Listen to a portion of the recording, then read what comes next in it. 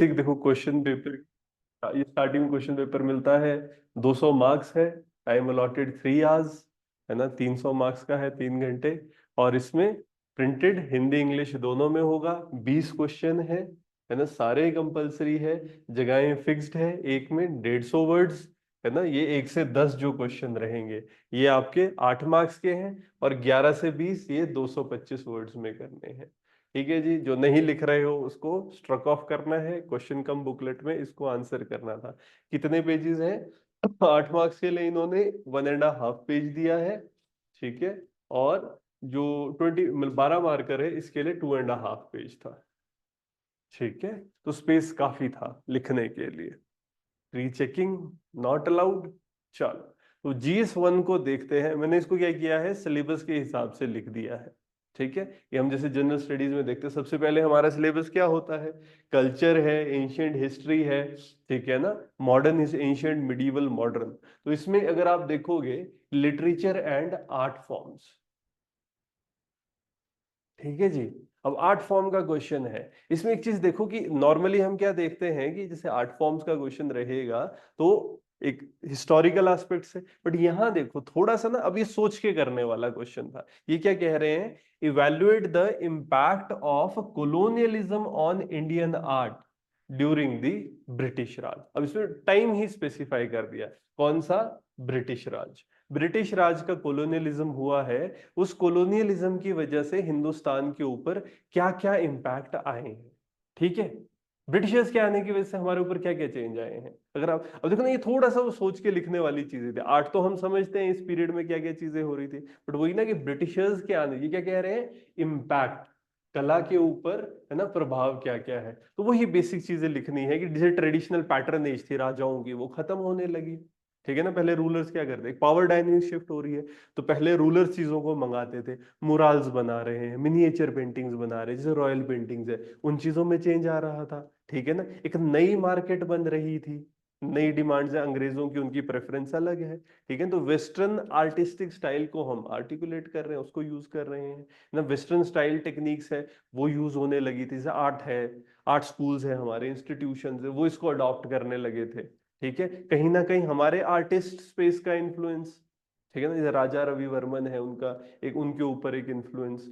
और इसमें artistic movements भी होते हैं उस टाइम पर। जैसे लोग अपोज करने लगे थे ना, जैसे हमारा नेशनल आर्ट है, कुछ लोग अभिंद्रनाथ टैगोर रिफॉर्म करने की बात कर रहे थे, है ना। फिर अगर हम देखें, कुछ लोग बाहर से आ रहे हैं, वो डॉक्यूमेंटेशन करने की कोशिश कर रहे हैं अंग्रेजों की। ठीक है ना। और एक इम्पैक्ट अगर हम देखें ना, इवन जैसे आर्ट में हमारे क्राफ्ट ट्रेडिशन के ऊपर भी अंग्रेजों का इम्पैक्ट पड़ा है। कुछ लोगों ने रिवाइवल एफर्ट्स करे थे। तो देखो, इसमें थोड़ा सा सोच के लिखना था। Impact of colonialism on Indian art, British Raj के टाइम पर क्या इंपैक्ट पड़ेगा। ठीक है। तो यहां पर आर्ट को इन्होंने कनेक्ट किया है ब्रिटिश के साथ। उसी तरीके से देखो, trace the development of social and religious reforms in western India. अब यहां पर क्या है, जैसे मॉडर्न इंडिया की हम बात कर रहे होते हैं, मॉडर्न इंडिया में हम देखते हैं सोशो रिलीजियस रिफॉर्म्स एक मेजर थीम है। उसके ऊपर यहां पर क्वेश्चन आया हुआ है। क्या क्वेश्चन है? Trace the development of social. तो दो थीम है ना, देखो, सोशल एंड रिलीजियस रिफॉर्म्स। तो सोशियो रिलीजियस रिफॉर्म इन कहां पर? Western India. किस समय पर? 19th सेंचुरी में। तो किस टाइम पे, किस स्पेसिफिक बात पे बात कर रहे हैं कि वेस्टर्न इंडिया में 19th सेंचुरी के टाइम पर कैसा इंपैक्ट रहा सोशियो रिलीजियस रिफॉर्म्स। वेस्टर्न। अब नॉर्थ देखो, नॉर्थ साउथ ईस्ट वेस्ट, है ना। तो वेस्ट वाला जो पार्ट रहेगा आपका, उसकी हम बात कर रहे हैं। वेस्ट और सेंट्रल को हम साथ में लेके चलते हैं ना। तो यहां पर जैसे वही कि रिफॉर्म मूवमेंट्स कौन कौन से हुए हैं, इसके बारे में डिस्कशन करना होगा। ठीक है। जितने भी क्वेश्चन हैं इन सबको हम डिटेल में डिस्कस करेंगे एक एक करके। अभी बस मैं कि ओवरऑल ये बताना चाह रहा हूं कि सिलेबस में कौन से पार्ट से क्या चीजें आई। ठीक है ना, कैसे क्वेश्चन आए हैं, ताकि हम एक अंडरस्टैंडिंग रख सके। देखो, कुछ चीजें डायरेक्ट आ रही है। अब जैसे ये क्वेश्चन, ये कैसा है? ये एक डायरेक्ट क्वेश्चन है ना। अब जैसे हम बात करेंगे रिफॉर्म मूवमेंट्स कैसे राइज कर रहे हैं उस समय पर, है ना। प्रार्थना समाज है, सत्यशोधक समाज है, अलग अलग एरियाज में काम कर रहे थे। ठीक है ना। तो कहीं ना कहीं जैसे प्रार्थना समाज, आप ब्रह्मो समाज बंगाल का, है ना, उसका इन्फ्लुएंस। तो यहाँ एक रिलीजन वाले एस्पेक्ट्स में सत्यशोधक समाज क्या कर रहे हैं वो, है ना। उन्होंने जैसे फूले है, फूले ने गर्ल चाइल्ड के लिए काम किया है बहुत सारा, ठीक है ना। स्लेवरी, गुलामगिरी, है ना, फूले की किताब है, उस पे उन्होंने, तो कहीं ना कहीं रिफॉर्म्स की बात कर रहे हैं सोसाइटी में। उसी तरीके से विमेन के राइट्स पे इस समय पर फोकस हुआ है, ठीक है ना। विडो रिमैरिज की हम बात करते हैं, जैसे कास्ट डिस्क्रिमिनेशन है, कास्ट डिस्क्रिमिनेशन के अगेंस्ट भी अलग अलग लोगों ने काम किया है, ठीक है ना। उनके बारे में हम बात कर सकते हैं। इवन जैसे ज्योतिबा फुले की हम बात करें ना, तो कास्ट के डिस्क्रिमिनेशन की हम बात कर रहे हैं। टेम्पल एंट्री मूवमेंट्स हुए थे इस टाइम पर, ठीक है ना। फिर रिलीजियस रिफॉर्म्स की बात करते हैं, हिंदुइज्म में रिफॉर्म्स हैं ना। और अगर आप बात करें जैसे वेस्टर्न फिलोसफर्स है, वेस्टर्न फिलोसफर्स आए, उनका भी एक इम्पैक्ट पड़ा है। तो यहां पर हम डिस्कशन कर सकते हैं कि डेवलपमेंट्स क्या क्या आ रही है सोशियो रिलीजियस रिफॉर्म्स की वजह से। तो ये हमारा एक डायरेक्ट क्वेश्चन अंडरस्टैंड किया जा सकता है, सीधा सीधा क्वेश्चन। सोशियो रिलीजियस रिफॉर्म्स हम पढ़ते भी हैं, ठीक है ना। फिर हाँ, अब यहां पर देखो, ये होता है ना freedom struggle, its various stages and role of eminent personalities. तो एमिनेंट पर्सनालिटीज है डिफरेंट इंडिया, इनके बारे में बात होती है। अब क्वेश्चन कैसा आया, ये थोड़ा सोचने वाला क्वेश्चन था, थोड़ा सा कंपैरिजनल था। देखो फैक्ट्स तो होंगे, इवन जैसे हम बात करें ना, पहला क्वेश्चन है, तो पहला क्वेश्चन क्या है, कोलोनियलिज्म का इम्पैक्ट इंडियन आर्ट पे, ठीक है ना। तो जनरली हमें वो पीरियड तो पता ही है, बस थोड़ा सा सोच के बोलो, प्रेजेंटेशनली आपको ये दिखाना था कि इम्पैक्ट।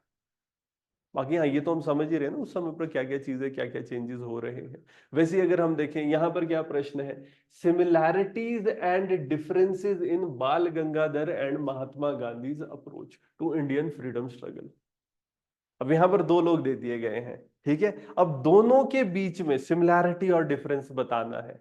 अब ये ऐसे क्वेश्चन नहीं होते, देखो आपने दोनों के बारे में पढ़ा होगा, बस यहाँ पर थोड़ा सा अंडरस्टैंड करके, थोड़ा सा दिमाग लगा के आपको आंसर करना है। तो पहले हम सिमिलैरिटीज बता सकते हैं। अब देखो ना कहीं दोनों ही पेट्रियाटिक थे, दोनों ही सेक्रीफाइस कर रहे थे, है ना। दोनों की मास अपील थी, है ना, मासेस। दोनों का एम्फेसिस एक सेल्फ, इंडिया को सेल्फ रिलायंट बनाने के ऊपर था, है ना। बट अगर आप डिफरेंस देखो मेथड स्ट्रगल के, तो दोनों का अलग है। अब तिलक क्या बात करते, थोड़े एग्रेसिव नेशनलिज्म की बात करते हैं, स्वराज की डिमांड है। गांधी जी कैसे नॉन वायलेंस की बात करते हैं, है ना। अगर हम पॉलिटिकल आइडियोलॉजी की बात करें, तिलक की आइडियोलॉजी कैसी थी, थोड़ी रेडिकल थी, ठीक है। गांधी जी की अगर देखें, थोड़े होलिस्टिक लीडर है, इंडिपेंडेंस की बात कर रहे हैं, बट किस तरीके से, रिफॉर्म्स, खादी, है ना। अगर टारगेट ऑडियंस की बात करें, तिलक की ऑडियंस कौन थे, है ना, वो कहीं ना कहीं एजुकेटेड मासेस को की बात करते थे। और अगर आप गांधी जी की बात करो, गांधी जी, है ना, पूरी इंडियन सोसाइटी को लेके चल रहे हैं, अनपढ़ भी होंगे, है ना, अनएजुकेटेड भी हो, गांव में रहने वाले हो, पेजेंट्स हो, विमेन हो, इन पर भी फोकस है ना। और दिखता है डिफरेंस, आप देखो ना, एक तरफ कौन है, Tilak ji home rule league कर रहे थे, गांधी जी को देखो, गांधी जी आपके सारे मूवमेंट्स अगर हम देखें ना, civil disobedience, quit India, non cooperation, ठीक है, दांडी मार्च कर रहे हैं, तो सब दोनों का तरीका अलग है, ठीक है ना। तो वही आपने ये कंपैरिजन एग्जांपल के साथ दिखाना है ना। तो ये क्वेश्चन थे आपके, जो अगर हम ऐसे देखें ना कि एंशिएंट मिडिवल मॉडर्न वाले एस्पेक्ट से आए हुए। और देखो हाँ, अप्लाइड क्वेश्चन है, ठीक है ना, एक जो बहुत ही ज्यादा फैक्चुअल वाला पर्सपेक्टिव होता है ना, ठीक है। देखो इसमें फैक्ट्स चाहिए, है ना, आपको पता भी है गांधी जी और तिलक जी के बारे में, ठीक है। यहां पर आपको सोशो रिलीजियस मूवमेंट्स पता है, लेकिन वही होता है ना कि थोड़ा थोड़ा ये क्या करने की कोशिश कर रहे हैं, है ना, आपको एक स्पेसिफिक थीम के हिसाब से आंसर करना है ना। ऐसा नहीं है कि जो रटके गए थे वही आंसर कर दो। अब यहाँ देखिए, ये हमारा क्या होता है, वर्ल्ड वॉर, मतलब ये वर्ल्ड हिस्ट्री है। वर्ल्ड हिस्ट्री में देखो, ये एक डायरेक्ट क्वेश्चन है, ये सीधा सीधा क्वेश्चन था कि जो भी इंटरनेशनल क्राइसिस हुए थे 1904 से 1914 के बीच में, ठीक है, वर्ल्ड वॉर एक मेजर थीम है। हाँ, इस बार इन्होंने ये नाजिज्म फासिज्म वगैरह पे क्वेश्चन नहीं पूछा, काफी टाइम से नाजिज्म फासिज्म पे पूछ रहे थे क्वेश्चन, है ना। इस बार इन्होंने क्या किया है, स्पेसिफिकली वर्ल्ड वॉर की बात कर रहे हैं ना, कि वर्ल्ड वॉर बताओ इसमें क्या क्या चेंजेस रहेंगे। तो अगर हम वर्ल्ड वॉर की बात करते हैं, बाउंड्री सेटलमेंट्स की बात करते हैं, तो यहाँ पर क्या है, एक रशियो जापानीज वॉर जो हुई थी, है ना, 1904 से 1905 के बीच का जो पीरियड है, कि जापान इंप्रूव किया है, रशिया में इंस्टेबिलिटी आई थी, उसके बाद ये यूरोपियन अलायंसेस में शिफ्ट हो रहे थे, ठीक है, एक वो उसकी बात करेंगे। फिर मोरक्कन क्राइसिस हुआ था, है ना, 1905 से, दो बार हुआ मोरक्को क्राइसिस ना, एक 1905 से 1906 हुआ था, ठीक है ना। वहां पर एक जर्मनी है, उसका एम्बिशन जैसे बढ़ रहा था, एंग्लो फ्रेंच ये साथ में आ गए थे, है ना। और इश्यूज, टेंशंस बढ़ रहे, तो पांच छह, फिर वो बॉस्नियन क्राइसिस है 2008 2009 में, साल्विक नेशन है, इनका इन्वॉल्वमेंट हुआ था। उसके बाद मोरक्कन क्राइसिस सेकंड टाइम हुआ था, अगर हम देखें ना 1911 वाला पीरियड था, है ना। इस सब से एक जो बेस बना है, फिर जब बल्कन वॉर्स हुई थी 1912 1913, तो वही है कि उस टाइम पर क्या क्राइसिस चल रहे थे जिससे ये सिचुएशन आई है, उनका काउंट करना है। ठीक है, ये एक डायरेक्ट क्वेश्चन माना जा सकता है कि सीधा सीधा, क्योंकि दो तीन थीम्स होते हैं ना। अगर हम कह रहे होते देखो world war second, first world war one क्यों शुरू हुआ, ठीक है, रीजंस फॉर स्टार्टिंग वो बात हुई, फिर मेजर इवेंट्स, फिर वर्ल्ड वॉर वन खत्म कैसे हुई, फिर वर्ल्ड वॉर वन टू से वर्ल्ड वॉर टू वाला जो पीरियड वो कैसे चला, फिर जो वर्ल्ड वॉर टू है उसके मेजर इवेंट्स, और फिर उसका खत्म होना, है ना। लीग ऑफ नेशन बनी, फिर उससे यूनाइटेड नेशन तक का रास्ता। ठीक है, ये सारी बातें इसमें करनी थी। तो यहां पर अब ये सब जितना भी है इसमें से इन्होंने इस बार एक ही थीम पूछा है। ठीक है ना, बाकी हाँ बाकी चीजों पे इन्होंने फोकस इतना नहीं किया, जैसे इंडस्ट्रियल रेवोल्यूशन, कैपिटलिज्म। तो एक एक क्वेश्चन यहाँ पर आया, और ये आपका जैसे क्वेश्चन नंबर 12 है तो ये 12 मार्क्स का होगा, क्योंकि 10 से ऊपर वाले 12 मार्क्स के। फिर अगर आगे हम देखते हैं ये हिमाचल वाले थीम रहेंगे। ठीक है, तो इसमें ये चंबा, कांगड़ा, है ना, गोरखाज, गोरखा की इन्वेजन। नॉर्मली ये क्वेश्चन हमेशा हम एक्सपेक्ट कर रहे होते तो गोरखा गए, इस बार गोरखा नहीं पूछा है, जो treaty of Sugauli direct question रहता था। ठीक है, अब यहां पर देखो क्या इन्होंने पूछा है, नेशनल मूवमेंट जिसे हम देखते हैं नेशनल, इस वाले थीम से अगर हम कहें, या हिमाचल में ना नेशनल मूवमेंट का हिमाचल पे इम्पैक्ट, देखो इन्होंने बहुत अच्छे से जोड़ा हुआ है ना, ये जो प्रश्न है। अब देखो क्या पूछ रहे हैं, throw light on growth and impact of civil disobedience movement. National level पे सिविल डिसोबीडियंस मूवमेंट इंपॉर्टेंट था, फिर इंडिविजुअल सत्याग्रह है, तो इन दोनों एस्पेक्ट्स को पूछा है इन हिमाचल प्रदेश। तो दोनों ही बातें होनी चाहिए। एक तो अगर इस चीज को देखें ना, हमें ये पता होना चाहिए कि नेशनल लेवल पे ये कब हुआ। ठीक है, अब जब नेशनल लेवल पे ये चीजें हो रही है उस टाइम पर हिमाचल में क्या क्या चीजें हो रही है, बस ये जोड़नी थी। तो ये अच्छा क्वेश्चन है अगर हम इस चीज को देखें ना, और इसमें हाँ ये थोड़ा सोच के भी लिखना है, तो देखो फैक्चुअल क्वेश्चन है, बट वही हम कह रहे होते हैं कि देखो अगर तो पता हो, पहले तो हमें बातें पता होनी चाहिए ना, कि जैसे सिविल डिसोबीडियंस मूवमेंट है ना, सॉल्ट सत्याग्रह हो रहा है, तो हमारे यहाँ 1930 में हमारे यहाँ क्या हो रहा था, मंडी में सॉल्ट सत्याग्रह हुआ था। ठीक है, जैसे दांडी मार्च हो रहा था, मंडी में भी प्रजामंडल के लोगों ने किया था। फिर फॉरेस्ट सत्याग्रह हुआ था हमारे यहाँ पर, अगर हम फॉरेस्ट सत्याग्रह की बात करते हैं वो भी 1930 के टाइम पे होता, क्योंकि है ना कांगड़ा कांगड़ा वाले एरिया में फॉरेस्ट सत्याग्रह हुआ था। फिर एक जो बॉयकॉट हमारे शिमला में एक बॉयकॉट फॉरेन गुड्स का 1930 1931 वाले पीरियड में किया गया था। ठीक है ना, इसके अलावा धर्मशाला है, धर्मशाला में सॉल्ट वर्क थे, धर्मशाला सॉल्ट वर्क जो वहां पर प्रोटेस्ट हुआ था। ठीक है ना, ये भी अराउंड 1930 में हुआ था। तो पहले तो हमें ये पता होना चाहिए ना कि सिविल डिसोबीडियंस जब हो रहा है उस टाइम हिमाचल में क्या क्या चीजें हो रही है।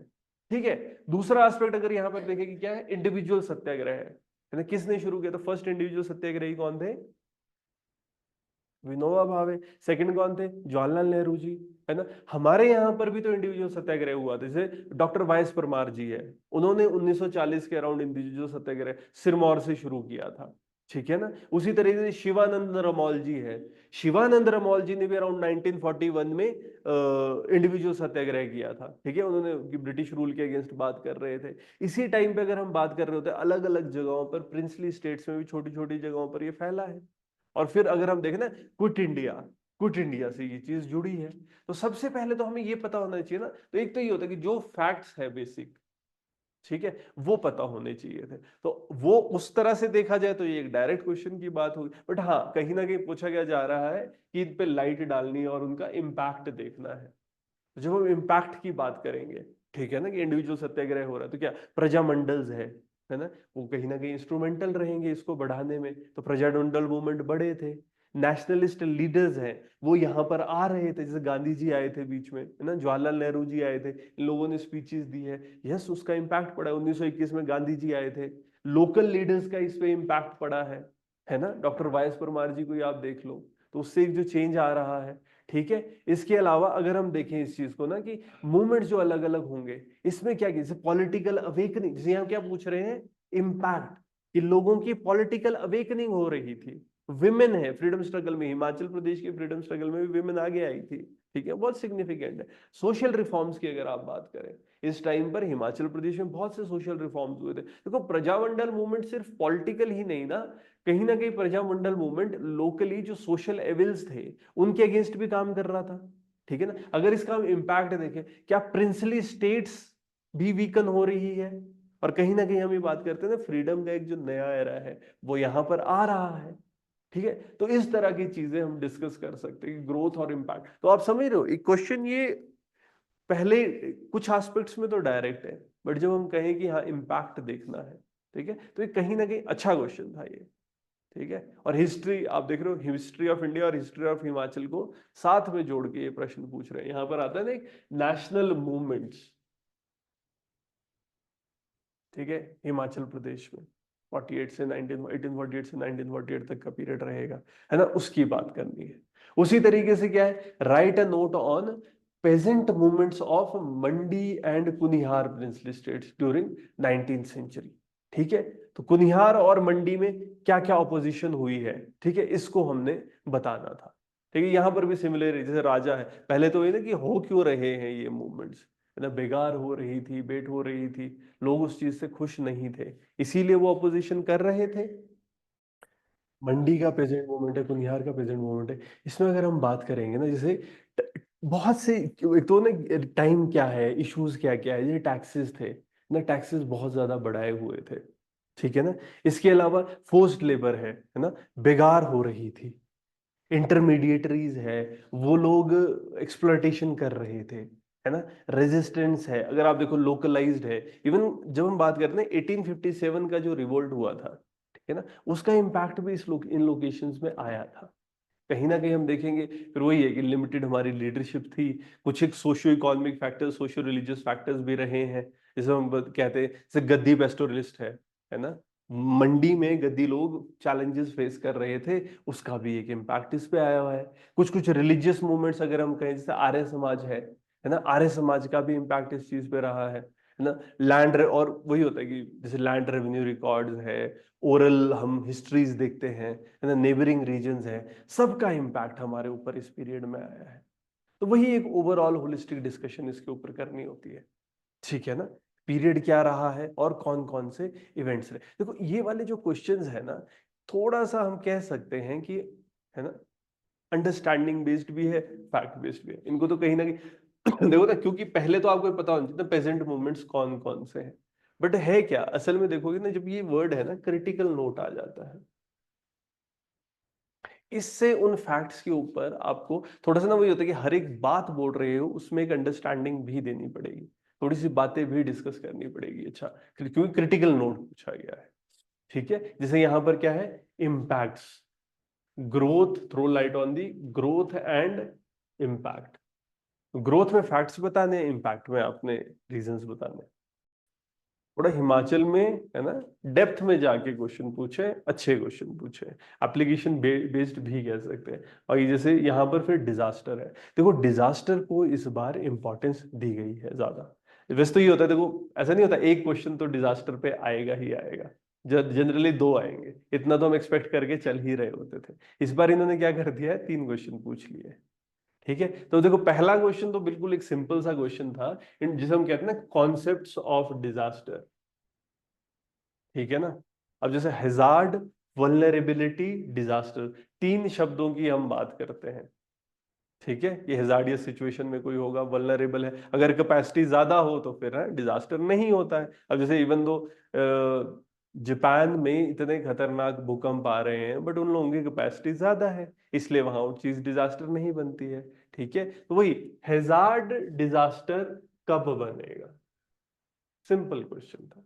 ठीक है, और साथ में एग्जांपल्स देने हैं, वही की वल्नरेबिलिटी है पहले तो हैजार्ड थोड़ा सा एक्सप्लेन किया, हैजार्ड क्या है और डिजास्टर की सिचुएशन में कब हो जाएगा, जब वल्नरेबिलिटी है। ठीक है ना, इंडिविजुअल अगर उनकी कैपेसिटी ज्यादा है तो वो डिजास्टर नहीं बनेगा, बस वो चीज एक्सप्लेन करती है। वल्नरेबल अगर कैपेसिटी बढ़ा रहे तो इसी में कैपेसिटी बिल्डिंग कैसे कर सकते हैं, आप दोनों एग्जांपल दे सकते हो। पहले एक इस तरीके के एग्जांपल्स दे सकते हैं कि हैजार्ड है, वो डिजास्टर बन रहा है ना, क्यों, और उसको खुद बढ़ाया जा रहा है, वल्नरेबिलिटी बढ़ाई जा रही है, आप पेड़ काटो लैंडस्लाइड खुद आएंगे। ठीक है ना, ये फोर फोर वे वो क्या बोलते हैं, 4 लेन बना रहे हैं, इन्वायरमेंट इम्पैक्ट असेसमेंट नहीं करोगे, ठीक है, साइंटिफिक मेथड्स नहीं यूज करोगे तो क्या होगा, डिजास्टर होगा। और कहीं पर इवन डिजास्टर प्रोन भी है, वहां पर हम क्या कर रहे हैं, कैपेसिटी बिल्डिंग कर रहे हैं, ठीक है, तो ऑटोमेटिकली वहां डिजास्टर नहीं होगा।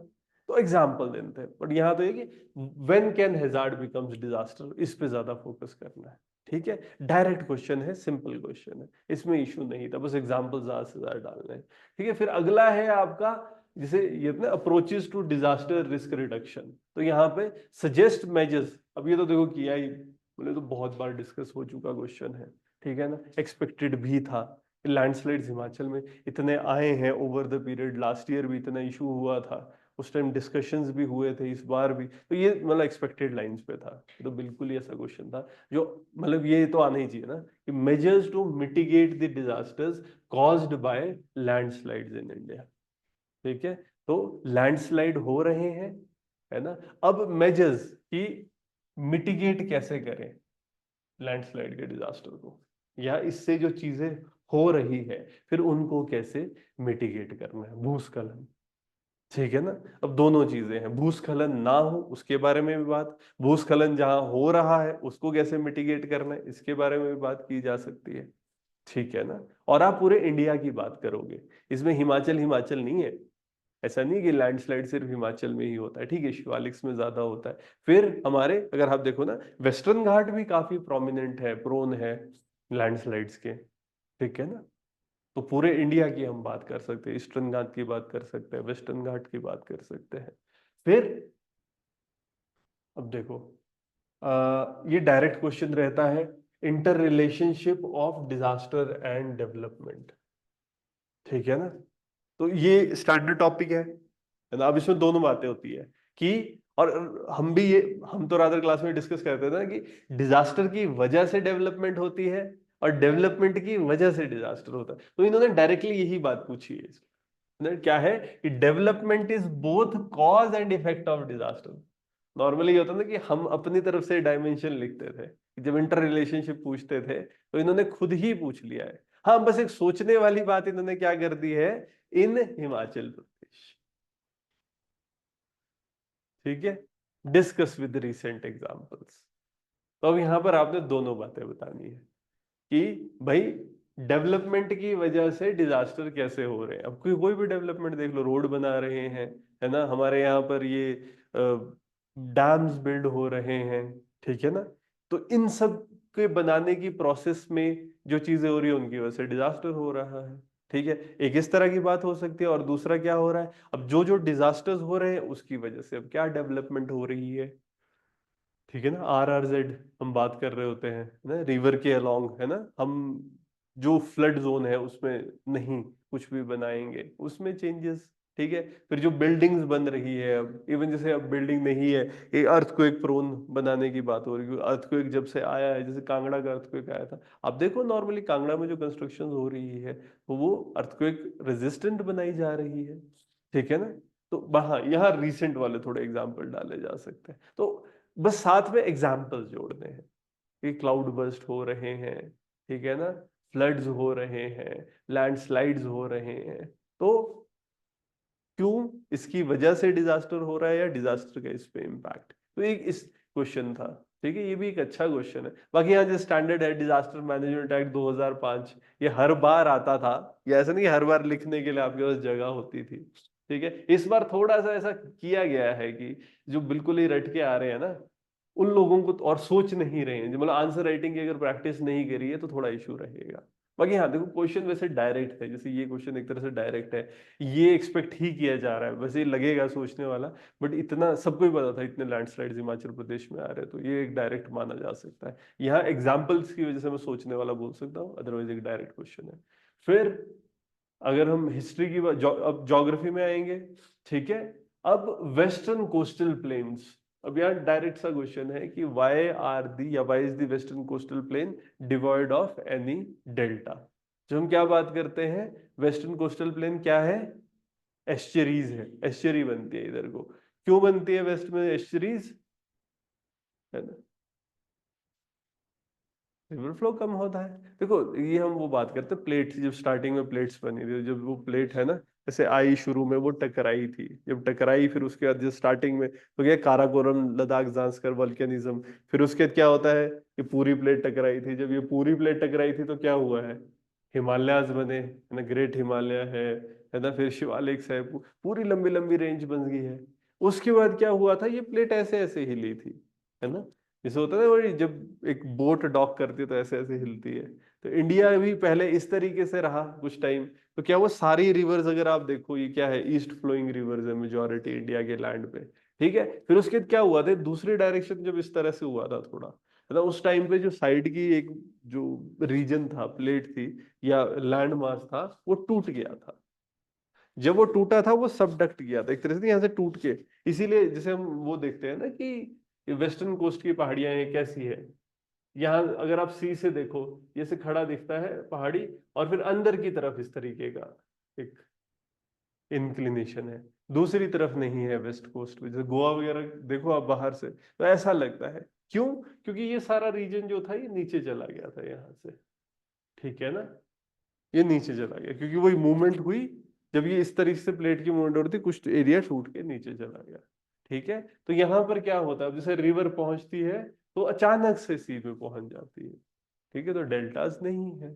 डेल्टा, और हाँ दूसरा ये रिवर्स यहाँ लंबी भी नहीं है, इतने सेडिमेंट्स ही इकट्ठे नहीं हो पाते, जो कि ईस्ट फ्लोइंग रिवर्स है, अब गंगा देखो, गोदावरी, कृष्णा, कावेरी, बहुत बड़ी बड़ी रिवर्स है, ठीक है, तो ऑटोमेटिकली उनके डेल्टा भी बड़े बन रहे हैं। और यहाँ ये था कि डायरेक्टली मतलब, इसीलिए तो मतलब ज्यादा कोस्ट हमारे वेस्ट साइड पे, या ज्यादा पोर्ट्स हम वेस्ट साइड पे रखते हैं, ठीक है ना, पोर्ट्स हमारे वेस्टर्न रीजन में ज्यादा होंगे। ईस्टर्न रीजन में अगर आप देखो, क्योंकि ड्रेजिंग बहुत करनी पड़ती है ना, इतना सिल्ट आता है, कोलकाता वगैरह देखो कितना सिल्ट आ रहा है, कृष्णा गोदावरी बेसिन देखो, तो जितने भी यहाँ पर होंगे ईस्टर्न कोस्ट में हमारे जो पोर्ट्स हैं, टफ रहता है, ठीक है। तो ये डायरेक्ट क्वेश्चन था, ठीक है। नेक्स्ट अगर हम बात करें, divide India into climatic reason and give brief account of each reason, देखो ये भी एक डायरेक्ट क्वेश्चन माना जा सकता है, सीधा सीधा क्लाइमेटिक रीजन्स पूछे गए हैं और उसको काउंट, जैसे कोपेंस क्लासिफिकेशन पढ़ी होती है, ठीक है, वैसे इंडिया की जनरली भी हम क्लाइमेटिक रीजन्स पढ़ते हैं, ठीक है ना, और उसमें कोपेंस भी अगर आपने पढ़ा है तो उसको इन डेप्थ, क्योंकि अब तो प्रीलिम्स में भी पूछा जा रहा है तो उसके लिए कोपेंस तो पढ़ाते ही हैं अब, ठीक है। तो एक जनरल डायरेक्ट सा क्वेश्चन है कि क्लाइमेटिक रीजन्स है उनके बारे में बताना है और हर एक का अकाउंट करना है कि हर एक रीजन में क्या क्या चीजें अवेलेबल है, ठीक है। तो ये दो मतलब हम ज्योग्राफी क्वेश्चन ऐसे मान सकते हैं, डायरेक्ट क्वेश्चन थे, है ना, इसमें तो ये जल्दी जल्दी लिखना था, ठीक है, इसमें प्रॉपर डायग्राम भी बनाया जा सकता है ना, रादर बनाना चाहिए, इंडिया का मैप बना के उसमें डिविजन्स दिखाने चाहिए। फिर इसके अलावा देखो, जैसे ये ट्रांसपोर्ट वाला जो एरिया रहेगा ना, तो इसमें क्वेश्चन आया होता है, discuss the role of ports in economic advancement of India.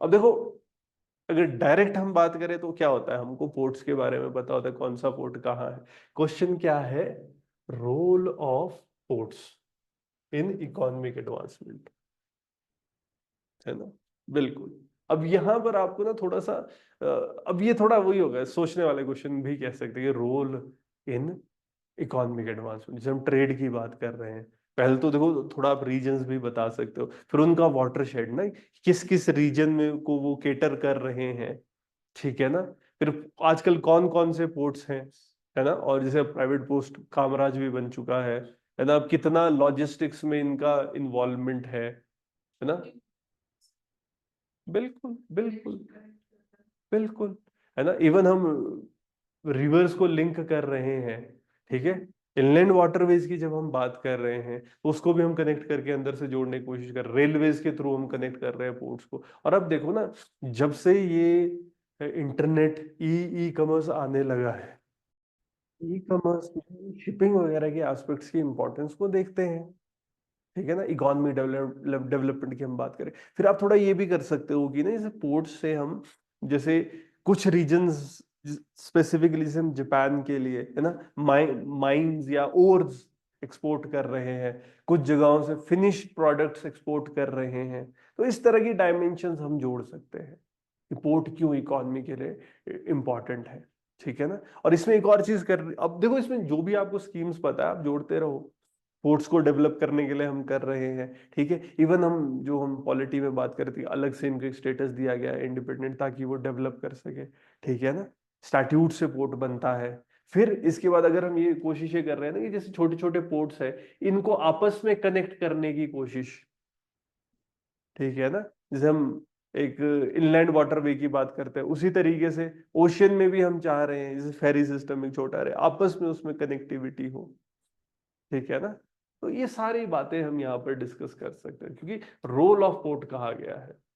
हाँ, यहाँ पर जो फैक्चुअली हम बताते हैं, तो फैक्ट्स तो हमें पता होने चाहिए ना कि पोर्ट्स कौन कौन से हैं, और फिर ये कि उन पोर्ट से, जैसे मैं कह रहा हूँ, कौन से रीजन को केटर करते हैं ना। फिर माइंस है, किन कंट्रीज के लिए ज्यादा केटरिंग हो रही है, जैसे गुजरात का इलाका है, ठीक है। फिर इवन, और इसमें आप दोनों चीजें बात करो कि इम्पोर्ट एक्सपोर्ट, जैसे ऑयल, ऑयल हम कुछ जगह, जैसे हमारा कहीं ना कहीं वेस्टर्न कोस्ट जो है, ये हमारा ऑयल के लिए ज्यादा प्रोमिनेंट रहता है, ठीक है। तो इम्पोर्ट और एक्सपोर्ट दोनों की बात करनी है, ठीक है। और इंडिया जो इंपोर्ट करे, इंडिया जो एक्सपोर्ट कर रहा है, और इसमें ना सिर्फ माइंस, हम जैसे मटेरियल की भी बात करेंगे, ठीक है, और इसके एडवांस होने से क्या फायदे हैं।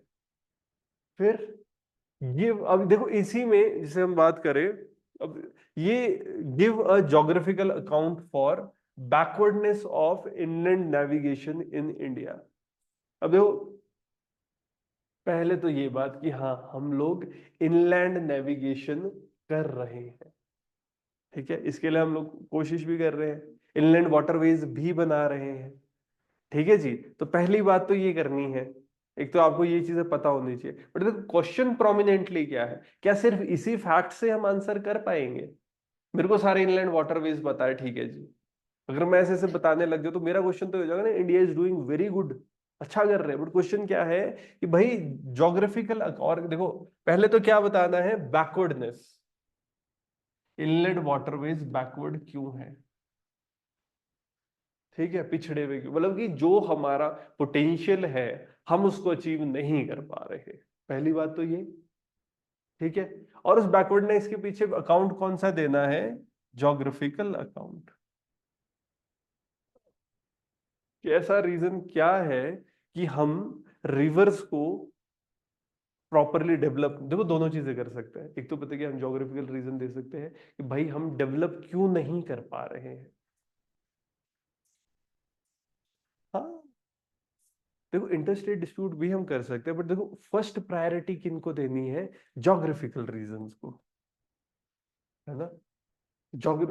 बेसिक कि फिजियोग्राफी कैसी है इंडिया की, जिस वजह से हम इनलैंड वाटरवेज, इनलैंड नेविगेशन नहीं कर पा रहे प्रॉपर, वन, पहले ये बातें करी।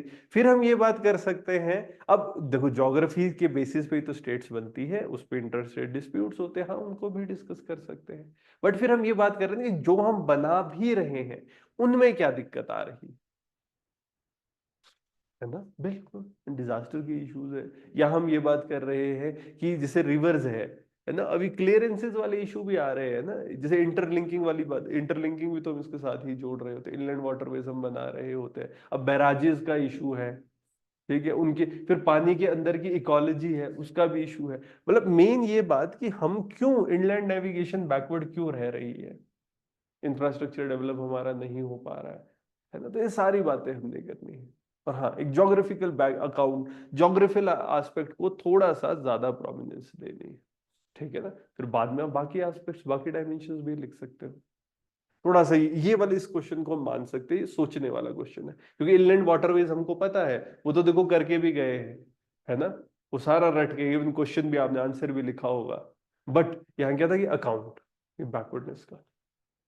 नेक्स्ट देखते हैं, फिर ये सब यूनिट 3 है हमारा, है ना, हिमाचल प्रदेश के एस्पेक्ट्स आएंगे। अब यहाँ पर ये क्या कह रहे हैं, असेस क्रिटिकल, अब ये क्या है, इधर क्लाइमेट और क्लाइमेटिक जोन्स, जैसे हिमाचल प्रदेश की हम बात करते हैं, तो क्रिटिकली क्या एक्सेस करना है कि physiography of Himachal Pradesh and show its influence in the climate of the state. तो ये डायरेक्ट क्वेश्चन है, ठीक है। दो क्वेश्चन हम ऐसे मान के चलते हैं जिनमें से एक क्वेश्चन आता है, तो वो बात रिपीट हुई है, ठीक है ना। हर बार क्या होता है, एक क्लाइमेट पे क्वेश्चन आता है, एक मतलब क्लाइमेट या वेजिटेशन में से हर बार क्वेश्चन आ रहा है, तो यहाँ पर वही है। कि क्लाइमेट, जैसे हम देख रहे हैं ना, रिलीव वेजिटेशन, तो एक वेजिटेशन की हम बात करते हैं, किस तरीके से वेजिटेशन का डिवीजन है, या क्लाइमेट। और इसमें भी ऐसा होता है, एक क्वेश्चन आता है और दोनों का इंपैक्ट हम एक दूसरे पे देख रहे होते हैं, है ना। और ओवरऑल क्या है, फिजियोग्राफी, एक बेसिस क्या होता है कि हमारी ज्योग्राफी कैसी है, हमारी फिजियोग्राफी कैसी है, ठीक है ना। तो इसका आपका क्लाइमेट के ऊपर, फिजियोग्राफी में क्या हो रहा है, हमारे पास पहाड़ है, ठीक है ना, माउंटेन्स है ना, कुछ जगह पर फिर वही कुछ एरियाज में प्लेन्स है, कुछ जगह एरिया में कोल्ड डेजर्ट है, ठीक है ना। तो फिजियोग्राफी कैसे इम्पैक्ट करे, और फिजियोग्राफी साथ में फिर क्या होता है कि अब जैसे हमारे ये टेम्परेट साइक्लोन का इम्पैक्ट आ रहा है, ठीक है ना। तो ये सब हमारे क्लाइमेट को कैसे इम्पैक्ट करे, और फिर वही टाइप्स ऑफ क्लाइमेट कैसे कैसे बन रहे होंगे, types of climate, types of vegetation, ये तो एकदम रटी हुई चीज है ना। बस उसको ही लिखना था, साथ में उसमें फिजियोग्राफी को जोड़ना था कि भाई क्या है, पहाड़ है, प्लेन है, उसकी वजह से कैसा इम्पैक्ट आ रहा है। तो ये एक डायरेक्ट क्वेश्चन है, मतलब ये तो सीधा सीधा क्वेश्चन था, ये तो होना चाहिए। ये मतलब ये तो हम मानते ही है ना, दो क्वेश्चन रहेंगे बाकी। अब देखो ये वाला जो क्वेश्चन रहेगा, 20th क्वेश्चन है, ये थोड़ा सा हम कह सकते हैं कि सोच के लिखने वाला। जैसे हमारा ना ह्यूमन एस्पेक्ट्स पे, जो हिमाचल की ज्योग्राफी का जो एस्पेक्ट है, ज्योग्राफी वाले एस्पेक्ट में क्वेश्चन, तो क्या कह रहे हैं, Himachal is known as horticulture and related industrial enterprises, ठीक है। इकोनॉमिक सर्वे में हमने ये बात पढ़ी भी है, ठीक है, इसके ऊपर क्वेश्चन भी लिखा हुआ है। हॉर्टिकल्चर है, हॉर्टिकल्चर क्यों है, कैसा है, उसके थीम्स, है ना। तो ये एक तरह से पड़ी हुई चीज थी फैक्चुअली। बट क्वेश्चन कैसा पूछा गया, yet the exodus of youth to urban area is very significant trend, है ना। अर्बनाइजेशन की हमने बात करी है, वहां पर भी हम कह रहे थे ना कि अर्बनाइजेशन हो रही है, लोग अर्बन एरियाज में क्यों जाते हैं। बट क्वेश्चन क्या है ना, तो दोनों बातें इन्होंने कही, yet the exodus is significant, suggest measures of rural construction to arrest the outward migration of youth. ऊपर ऊपर से देखोगे, देखो हॉर्टिकल्चर के फैक्ट्स भी अपने को आते हैं, इकोनॉमिक सर्वे में बढ़िया से पढ़े हुए, ठीक है। दूसरा ये जो क्वेश्चन है, नॉर्मली देखा जाए ये माइग्रेशन का क्वेश्चन है ना, कि हाँ जी एक्सोडस हो रहा है यूथ का अर्बन एरियाज की तरफ। तीसरा क्या था, क्या किया जाए रूरल रिकंस्ट्रक्शन में ताकि आउटवर्ड माइग्रेशन ना हो। अगर ये नेशनल लेवल का क्वेश्चन होता इंडिया का, तो क्या ये जनरल क्वेश्चन है, फैक्चुअल क्वेश्चन है, सीधा सीधा पता है, ठीक है। बस वो ये सोचने वाली बात कहां से आ जाती है, एक इन्होंने हिमाचल प्रदेश को जोड़ दिया है, हॉर्टिकल्चर को जोड़ दिया है, ठीक है। तो जब इन्होंने हिमाचल और हॉर्टिकल्चर को जोड़ा हुआ है ना, तो जैसे रिकंस्ट्रक्शन की हम बात कर रहे हैं माइग्रेशन को रोकने के लिए, क्या एग्जाम्पल्स में हॉर्टिकल्चर की चीजों को और हिमाचल में ये करा जाए, हिमाचल के एरियाज का नाम ले लेके किया जा सकता है, समझ रहे हो। ये क्वेश्चन तो छोटा ही रहेगा ना यार, अब इसमें डायमेंशन तो लिमिटेड ही लिखनी है। तो एक्सोडस की जब हम बात करें, आप एग्जांपल्स दे दो, अब एग्जांपल्स देने हिमाचल के दो।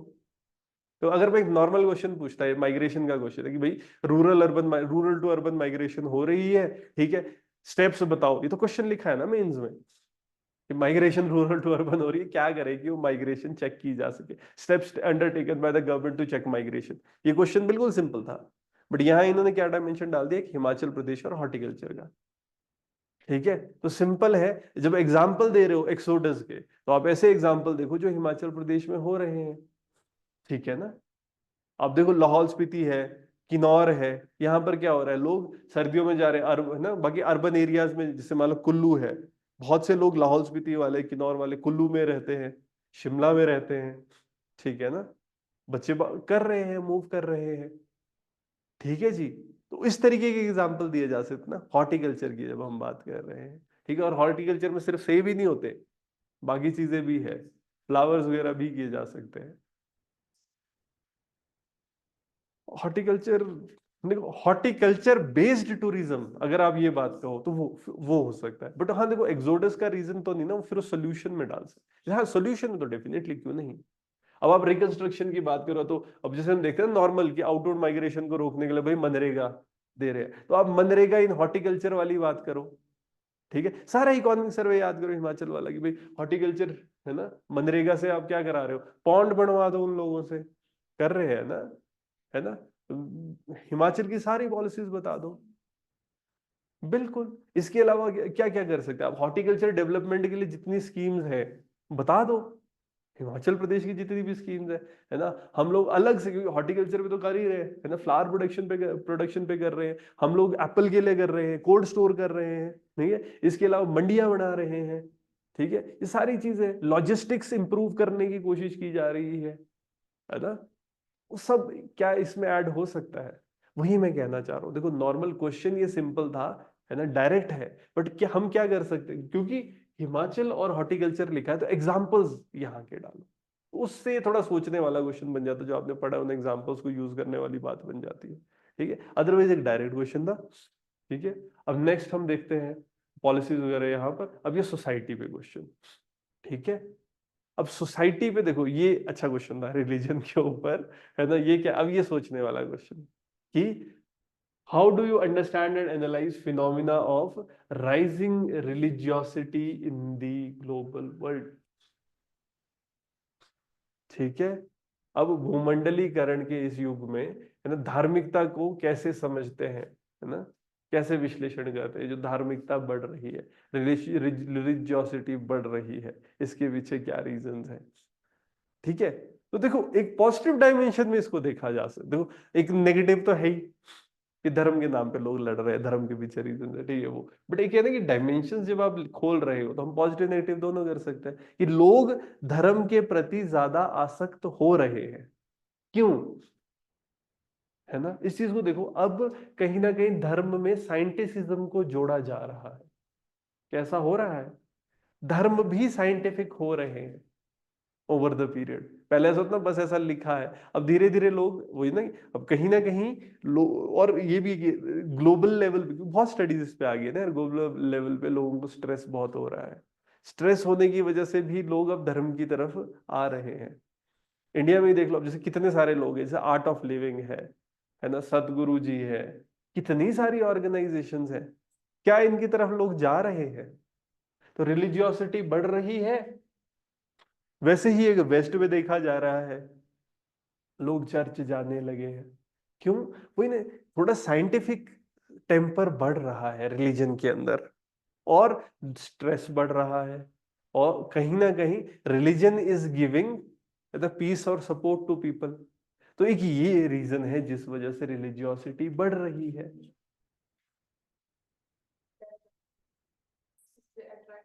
बिल्कुल। और उनको जो सोशल मीडिया पे काफी ग्लोरीफाइड मतलब ऐसे दिखाया जाता है बहुत अच्छे से, तो हाँ, और भी ज्यादा अट्रैक्ट हो जाते बिल्कुल कर सकते हैं। सोशल मीडिया साइट अब धीरे धीरे क्या हो रहा है, ये हमारे जो रिलीजियस साइट से डेवलप हो रही है, सोशल मीडिया, इन सबसे लोगों को इंफॉर्मेशन मिल रही है, सेलिब्रेशन हो रही है चीजों की। अब जैसे हम कहेंगे, जैसे इंडिया में एक वो है ना, राम भगवान का टेम्पल बना, तो उस टाइम पर कितना एक, है ना, इमोशनली ये एक तरह से चार्ज हुए लोग, और जुड़ रहे हैं। कोविड के टाइम पर, एक कोविड का आप रीजन दे सकते हैं कि कोविड के टाइम पर भी, है ना, लोगों ने टीवी पे देखे तो, है ना, रामायण चली, उसके बाद कैसा एक वेव उठी दोबारा से, जो पहले है ना। तो टेक्नोलॉजी की वजह से रिलीजियोसिटी बढ़ रही है, साइंटिसिज्म की वजह से रिलीजियोसिटी बढ़ रही है। क्या इस तरह की बातें की जा सकती है? और दूसरी तरफ हम ये भी कह सकते हैं, अब जैसे ना कि टेंशन बढ़ रही है।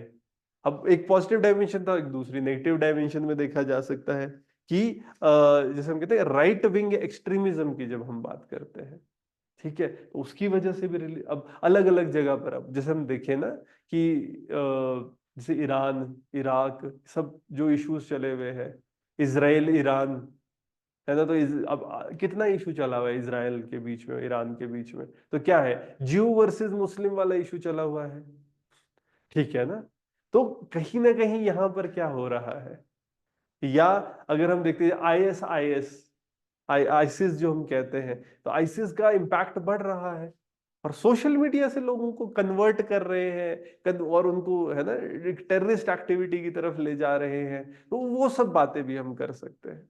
तो दोनों डायमेंशन, तो तभी मैं कह रहा हूँ कि एक ही डायमेंशन में नहीं, क्यों हम एक ही उसमें जाए, हम दोनों डायमेंशन में बात कर सकते हैं, ठीक है। पॉजिटिव लेवल से भी रिलीजियोसिटी बढ़ रही है, लेकिन नेगेटिव एस्पेक्ट से जो हम वो बात कर रहे होते हैं ना, कि एक्सट्रीमिज्म वाला एस्पेक्ट जो रहेगा, उस डायमेंशन से भी बढ़ रहा है।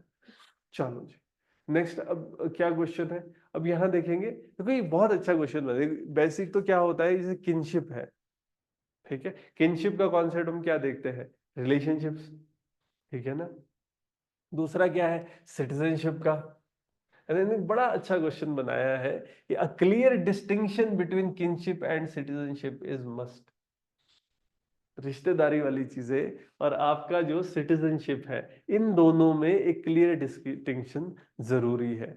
इससे क्या होगा, this will create a culture of transparency and corruption free society. Do you agree with this statement, substantiate your agreement with suitable examples. ठीक है, क्या कह रहे हैं, जो रिश्तेदारी वाली चीजें हैं और सिटीजनशिप है, इन दोनों के बीच में क्लियर डिमार्केशन होनी चाहिए। ठीक है। किनशिप, किनशिप हमारा क्या होता है ना, हमारी नातेदारी और नागरिकता, इन दोनों के बीच में आप क्लियर डिस्टिंक्शन रखो। इससे क्या होगा, इससे कहीं ना कहीं एक system of corruption free culture आएगा, ट्रांसपेरेंसी और करप्शन फ्रीनेस आएगी। तो इस पे बातें की जा सकती है कि भाई जब इन नातेदारी वाले कॉन्सेप्ट्स आते हैं, फिर इसको जोड़ दो चीजों से, भाई भतीजावाद, है ना, कि भाई, हाँ, है ना कहीं भाई भतीजावाद वाले जो कॉन्सेप्ट्स होंगे, है ना, करप्शन, ठीक है, तो नेपोटिज्म हम बोलते हैं कि अपने जानने वालों को ज्यादा आप प्रमोट कर रहे हो। ठीक है, तो फिर उसके एग्जाम्पल्स आप दे सकते हो, है ना, अलग अलग एग्जाम्पल्स कि अब इसमें दोनों बातें की जा सकती है, नातेदारी की वजह से, और है ना कैसे करप्शन बढ़ रहा है, ट्रांसपेरेंसी कम हो रही है, और दूसरा कैसे कॉन्स्टिट्यूशनलिज्म, कैसे हम ये बात करते हैं ना कि सिटीजनशिप का कॉन्सेप्ट आता है कॉन्स्टिट्यूशन से। तो कैसे अगर कॉन्स्टिट्यूशनलिज्म फॉलो किया जाए, कैसे रूल बेस्ड चीजों को किया जाए, तो उससे ट्रांसपेरेंसी और अकाउंटेबिलिटी बढ़ेगी, कैसे उससे करप्शन कम होगी। जब हम कॉन्स्टिट्यूशन की बात करते हैं, सिटीजनशिप की बात करते हैं, फिर आप इसको गुड गवर्नेंस से जोड़ दो, सिटीजन चार्टर जोड़ दो, पब्लिक सर्विस डिलीवरी जोड़ दो। उन एग्जाम्पल से हम क्या कह रहे हैं कि जब हम इस डायरेक्शन में जाएंगे तो ट्रांसपेरेंसी और करप्शन फ्रीनेस आ जाएगी। ठीक है, पर फिर आप गांधी जी को भी इंड्यूस कर सकते हो लास्ट में, अगर हम ये ना कि वो धर्म की जब बात होती है, किनशिप की जब बात होती है, रिलेशनशिप की बात होती है, ठीक है ना, उसमें कि वो जो इक्वालिटी के कॉन्सेप्ट जब हम जोड़ते हैं, ठीक है, जैसे गांधी जी की क्या बात, इवन जैसे रिलीजन एंड पॉलिटिक्स की बात करते हैं, तो क्या बात होती है कि पॉलिटिक्स में रिलीजन होना चाहिए, ये गांधी जी की डायमेंशन है। बट फिर वो कौन सा रिलीजियस होना चाहिए, वो राइटियस रिलीजन होना चाहिए, इक्वालिटी बेस्ड रिलीजन होना चाहिए। ठीक है ना, वो बात होती है ना धर्म। और धर्म का मतलब क्या है, जब वो गांधी जी के लेवल पे आगे धर्म की बात, वो राम राज्य की बात कर रहे हैं, तो जब राम राज्य की बात कर रहे हो, राम भगवान के राज्य की बात नहीं कर रहे, किसकी बात कर रहे हैं, है ना, कि just religion, just good governance की बात वो कर रहे हैं, जब वो राम राज्य की बात कर रहे हैं। ठीक है ना, राम एक ऐसे इंडिविजुअल थे, भले ही वो राजा की पोस्ट पे थे, बट सेवक की तरह काम कर रहे थे। ठीक है, उसी तरीके से जब हम बात करते हैं, देखो ना, जैसे किनशिप वाली बात है, रिलेशनशिप वाली बात है, तो जैसे हमारे पहले से गांव के कॉन्सेप्ट्स कैसे हैं, विलेज रिपब्लिक के कॉन्सेप्ट्स हैं, सब रिश्तेदारी में थे बट रिपब्लिक थे। जब कोई लीडर चूज किया जा रहा था, उसका बेसिस क्या था, समझ रहे हो, डेमोक्रेटिक है ना सिस्टम। तो वही हम बात कर रहे हैं कि अगर एक पॉजिटिव एस्पेक्ट से देखा जाए, तो राइचियसनेस के साथ सिटीजनशिप को अगर जोड़ दिया जाए, पहले तो ये वाले एग्जांपल्स दे दो, और वही होता है ना कि अगर आप डायमेंशन बढ़ाना चाहते हो तो ये भी कर सकते हो ना कि किनशिप और सिटीजनशिप को हम साथ लेके चल सकते हैं। ठीक है ना, अगर आप गांधी जी के पर्सपेक्टिव से देखोगे, तो डिस्टिंक्शन नहीं, रादर हम क्या कहेंगे कि दोनों के पॉजिटिव डायमेंशंस लेके अगर आगे बढ़े, तो जो राम राज्य, जो जस्ट चीजें हो सकती है, इस तरह से भी बात हो सकती है। ठीक है, दोनों डायमेंशन कर सकते हो ना, एक ये वाला डायमेंशन लो, एक इसके दूसरा डायमेंशन लो, कि नहीं नहीं डिस्टिंक्शन ही नहीं, साथ में लेके चल के दोनों के पॉजिटिव डायमेंशन लेके चले। ठीक है जी, आगे चलते हैं। फिर जैसे विमेन एम्पावरमेंट है ना, डायरेक्ट थीम्स है ये सारे सोसाइटी के। तो देखो सोसाइटी पे, मतलब सोसाइटी से क्वेश्चन ज्यादा आए हैं, बट रादर मैं करूँ ये अप्लाइड थे यार, ये अच्छे क्वेश्चंस है, ये सोच के लिखने थे। अब जैसे यहाँ देखोगे ना, फिनोमेना ऑफ राइजिंग रिलीजियोसिटी, इसी तरीके से आगे देखो, है ना, जैसे विमेन एम्पावरमेंट, सोशल जस्टिस की बात हो रही है, इसी में इन्होंने क्या क्वेश्चन पूछा, ये अच्छा क्वेश्चन है। Do you think a healthier and proportional representation of women in decision making bodies will ensure a more just and equitable society? Substantiate your answer with suitable examples. कि अगर, क्या आपको लगता है कि निर्णय लेने वाले निकायों में महिलाओं की स्वस्थ एवं अनुपातिक भागीदारी से एक न्याय संगत और एवं समानता पर आधारित समाज का निर्माण होगा? अपने पक्ष को उपयुक्त उदाहरणों के साथ दें। देखो हर जगह ना इस बार के पेपर में उदाहरणों की बात की गई है, बहुत अच्छा पेपर बनाया है, अगर आप ऐसे देखो ना, जिसने पढ़ा है उसके लिए पेपर बहुत अच्छा है। अब यहाँ देखो क्या कह रहे, हेल्थियर प्रोपोर्शन ऑफ रिप्रेजेंटेशन, ठीक है। एक तो हम एग्जांपल्स ले सकते हैं, कहां पर हेल्थियर प्रोपोर्शन आया है या किसकी वजह से हेल्थियर प्रोपोर्शन आया है? पंचायती राज इंस्टीट्यूशन में दिखता है ना। पंचायती राज इंस्टीट्यूशन में जब हमने 33% लाया और उसके अच्छे इंपैक्ट्स को देखते हुए 50% भी किया गया है, जैसे हिमाचल को देख लो 50% किया गया है, ठीक है। अब ये डू यू थिंक कि हेल्दी प्रोपोर्शन से ऐसा होता है? एग्जाम्पल दो, क्योंकि प्रायोरिटीज ऐसी होती है, ठीक है। जो वही बात है ना, जैसे हम देखते हैं पंचायती राज में वुमेन को लाने से क्या हुआ, उनकी प्रायोरिटी किस पे थी?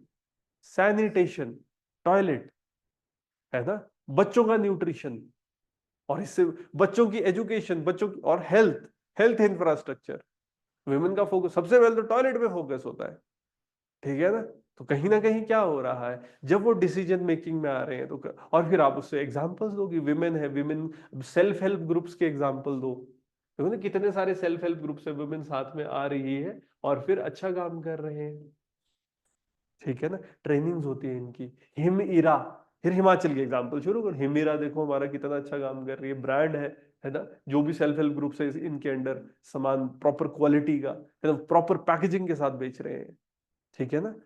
तो इस तरह की बातें। और फिर फाइनली क्या है, जैसे नारी, है ना, शक्ति अधिनियम जो हम बात कर रहे होते हैं, विमेन को 33% रिजर्वेशन पास हो चुका है, अमेंडमेंट हो चुके, अमेंडमेंट की बात करो, ठीक है।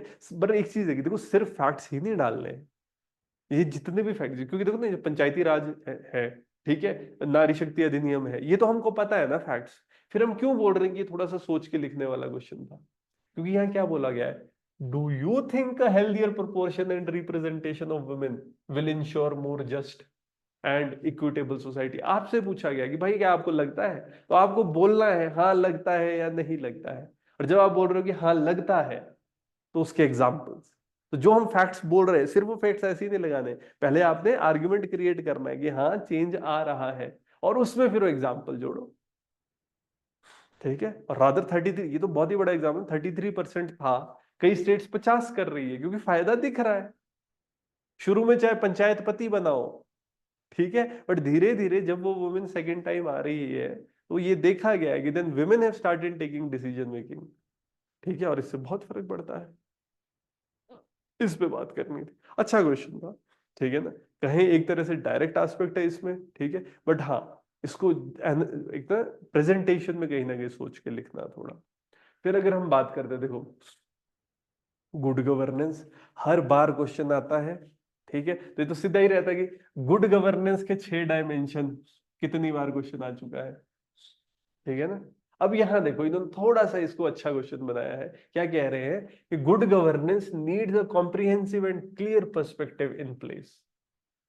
तो क्या कह रहे हैं, जो आपका गुड गवर्नेंस एक अच्छे शासन के लिए जरूरी है कि एक विस्तृत और स्पष्ट नीति परिप्रेक्ष्य के साथ में हो, ठीक है। तो कैसे clear policy perspective good governance के लिए चाहिए? अब यहां पर क्या कह रहे हैं, explain the relationship between policy and governance, की जो नीति है ना, पॉलिसी और उस शासन, गवर्नेंस, इनके बीच में रिलेशनशिप क्या है, इसको समझाना है।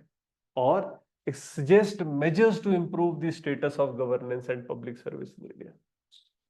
हमको मेजर्स करने हैं ताकि हम गवर्नेंस को, पब्लिक सर्विस और स्टेटस ऑफ पब्लिक सर्विस को इंप्रूव कर सके, ठीक है जी। इस पे डायमेंशंस बतानी है। गुड गवर्नेंस पढ़ा हुआ है, पब्लिक सर्विस डिलीवरी पढ़ा हुआ है, ट्रांसपेरेंसी, अकाउंटेबिलिटी, सिटीजन चार्टर। ठीक है, देखो ना ऊपर नीचे सिलेबस क्या है, core value in public service governance, core values पढ़ी हुई है, philosophical basis of public governance है ना, इंटीग्रिटी, प्रोफेशनलिज्म, अकाउंटेबिलिटी पढ़ा हुआ है, ऑब्जेक्टिविटी, ट्रांसपेरेंसी हमने पढ़ा हुआ है। ठीक है ना, बेसिक थीम्स है सारे। है तो वापस आओ, देखो पूछा क्या है पहले, relationship between policy and governance. ठीक है, पहला ये क्या कह रहे हैं, और इसी में पहली लाइन जोड़ सकते हैं, good governance needs a comprehensive and clear policy perspective in place. क्या कह रहे हैं, गुड गवर्नेंस के लिए एक क्लियर पॉलिसी पर्सपेक्टिव होना चाहिए। इसका मतलब क्या है, आपकी एक प्रॉपर पॉलिसी बनी हुई होनी चाहिए। तो क्या इंडिया का एक क्लियर पॉलिसी पर्सपेक्टिव है? तो पहली लाइन में क्या बोला, क्लियर पॉलिसी पर्सपेक्टिव होना चाहिए, और दूसरी लाइन में क्या बोला है, क्या एक्सप्लेन करना है, relationship between policy and governance. पहला तो हम ये बात करेंगे, जब पॉलिसी और गवर्नेंस को हम एक्सप्लेन कर रहे होंगे, इनका रिलेशनशिप एक्सप्लेन कर रहे होंगे, सबसे पहले तो हम ये बोलेंगे भाई कॉम्प्रिहेंसिव और क्लियर पॉलिसी होनी चाहिए, तब हम गुड गवर्नेंस कर सकते हैं। जैसे हमारी कॉम्प्रिहेंसिव पॉलिसी आपने कौन कौन सी पढ़ी है, public service guarantee act Himachal Pradesh पढ़ी हुई है, ठीक है ना, public service guarantee act, RTI पढ़ा हुआ है, ठीक है ना। गुड गवर्नेंस के 6 डायमेंशंस देखो आते हैं, उन 6 डायमेंशंस में कौन कौन सी पॉलिसीज चल रही है, उन 6 डायमेंशन को इंप्लीमेंट करने के लिए कौन कौन सी पॉलिसीज चल रही है, हमको पता है। ठीक है, तो बस ये करना है कि जो पॉलिसीज है उनको डायमेंशंस के साथ जोड़ो कि कौन कौन सी पॉलिसीज, और फिर दूसरा क्या कहना है, अब उन पॉलिसीज में आप मेजर्स दो ताकि पब्लिक सर्विस के अंदर चीजें इंप्रूव कर सके। अब जहां पर हमको इश्यूज लग रहे हैं, मान लो आरटीआई में आपको इश्यू लग रहा है, तो बताओ कि क्या कैसे इंप्रूव किया जा सकता है। देखो अब क्योंकि अब फिर वो पहली डायमेंशन तो हमने बता दी कि भाई पॉलिसी है, पॉलिसी से गवर्नेंस कैसे इंप्रूव हो सकती है, या इस गवर्नेंस को इंप्रूव करने के लिए या गुड गवर्नेंस को लाने के लिए, गुड गवर्नेंस की हमने डायमेंशंस बताई, इसके लिए सरकार क्या क्या पॉलिसीज चला रही है, तो क्लियर पॉलिसीज है हमारी। ठीक है, बट फिर हम दूसरा डायमेंशन क्या, पहला डायमेंशन बोल दिया, फिर क्या है, measures to improve the status of governance and public service delivery. फिर उसमें बताओ कि यार जब ये सब कुछ कर भी दिया तब भी उसमें दिक्कतें आ रही है। अब जैसे फिर ये बात होती है ना कि policy is as good as implementators, पहले तो ये हो रहा है कि जो इम्प्लीमेंट कर रहे हैं, आया होता है कि जितना अच्छा कॉन्स्टिट्यूशन बना दो उससे फर्क नहीं पड़ता जब तक कि उसको इम्प्लीमेंट ना किया जाए, वन, है ना। दूसरा कि जब हम चीज, तो पहले तो ये बात करनी पड़ेगी कि हमारी पॉलिसी बहुत अच्छी है बट फिर इंप्लीमेंटेशन क्यों नहीं हो रही है, ट्रांसपेरेंसी, अकाउंटेबिलिटी, ये सब के इश्यूज, है ना, करप्शन के इश्यूज। ठीक है, पहले तो हम यही बात कहेंगे ना कि पहुंच क्यों नहीं रही है चीजें, ठीक है ना, इवन दो पॉलिसीज है बट वो इम्प्लीमेंट नहीं हो पा रही। पहले तो हम बोलेंगे पॉलिसी है, बढ़िया पॉलिसी है, फिर हम बोलेंगे वो पॉलिसी लोगों तक नहीं पहुंच पा रही है। ठीक है, क्यों नहीं पहुंच पा रही है, फिर तीसरी बात हम कहेंगे क्या करें, measures to improve the status of governance. ठीक है ना, फिर उसमें इश्यूज क्या है, उनको इंप्लीमेंट करना, उनको ठीक करना है, एग्जांपल्स दे रहे हैं, जैसे अवेयरनेस क्रिएट करो, ठीक है ना, डीबीटी की बात हो गई। ठीक है, और इवन जो पॉलिसीज चल रही है, अब मान लो आप सिटीजन चार्टर की बात करो, जैसे हम सिटीजन, हमको पता है, देखो आपने सारी चीजें जो पढ़ी पढ़ी है वही लिखोगे ना। जब हम public service delivery guarantee act की बात कर रहे थे, उसमें क्या इश्यूज है, और फिर इसमें कि आजकल नई चीजें उसमें जैसे सॉइल की टेस्टिंग है वो भी उसमें डाल दी, तो इस तरह के मेजर्स हम बता सकते हैं। ठीक है, उसी तरीके से जैसे आरटीआई है, आरटीआई में हम क्या इश्यूज फेस कर रहे हैं, कैसे उसको स्ट्रीमलाइन किया जा सकता है ना, जो जो चीजें पढ़ी हुई है आपने, ठीक है ना, उनको और गुड गवर्नेंस की डायमेंशंस के साथ जोड़ के हम आंसर कर सकते हैं। इन किया जाए, बिल्कुल लोगों को ट्रेन करना, सारे डायमेंशन यहाँ पर हो सकते हैं। तो एक अच्छा क्वेश्चन था, पर देखो चीजें आपने पढ़ी हुई है, आया उसी से है, बट वही था कि थोड़ा सा सोच के इसको लिखना था। ठीक है ना, अच्छा क्वेश्चन है। आगे देख, तो ये सारे डायमेंशन इसमें चल पड़े। बाकी हाँ, ऐसे डायरेक्टली गांधी जी के ऊपर क्वेश्चन नहीं पूछा है, चार थीम नॉर्मली हम एक्सपेक्ट करते हैं कि गांधी जी पे भी ना एक डायरेक्ट क्वेश्चन, चार में से ये थीम से एक तो आ ही जाता था। चलो, तो वही है कि थोड़ा सा ऐसा कि लोगों को जो सोच के गए थे घर से वैसा नहीं पूछ रहे हैं, है ना, पर हाँ आया देखो सिलेबस से ही है, हम ये नहीं बोल सकते कि सिलेबस के बाहर से था भाई। नहीं तो एक वो भी होता था कि आउट ऑफ सिलेबस वाली बात कोई नहीं है। अब जैसे क्वेश्चन देखो, caste system, caste system in Himachal Pradesh, ये एक अच्छा क्वेश्चन है, ध्यान से देखो इसको कि cast system in India is not uniformly defined और ऑपरेशनल। क्या ये बात है ना? तो पहले तो ये बात करनी, कास्ट कैसे यूनिफॉर्म नहीं है, यूनिफॉर्मली डिफाइंड नहीं है या ऑपरेशनल नहीं है।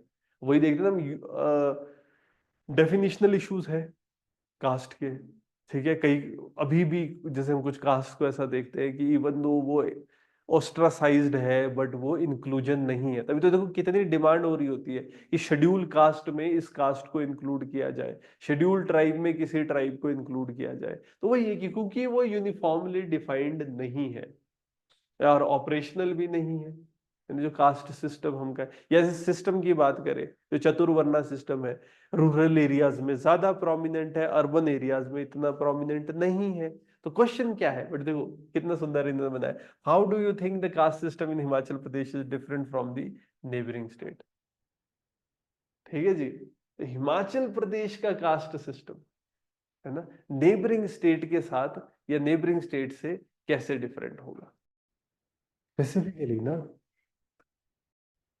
देखो हिमाचल प्रदेश में वही है ना कि जब हम कास्ट सिस्टम की बात करते हैं, हम पढ़ के क्या जाते हैं कि हिमाचल में कौन कौन सी कास्ट है ना, क्या क्या काम कर रहे होते हैं इन जनरल। दूसरा डायमेंशन में क्या पढ़ते हैं, कास्ट, है ना, कास्ट किस तरह से बनी है।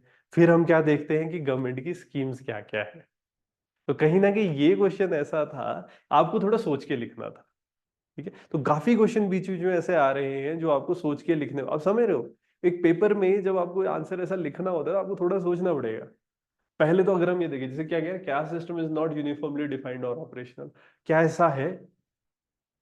अगर इस चीज को देखो ना, जैसे नॉर्थ वर्सेस साउथ, अगर हम north India versus south India की बात करते हैं, क्या नॉर्थ इंडिया और साउथ इंडिया में डिफरेंस है।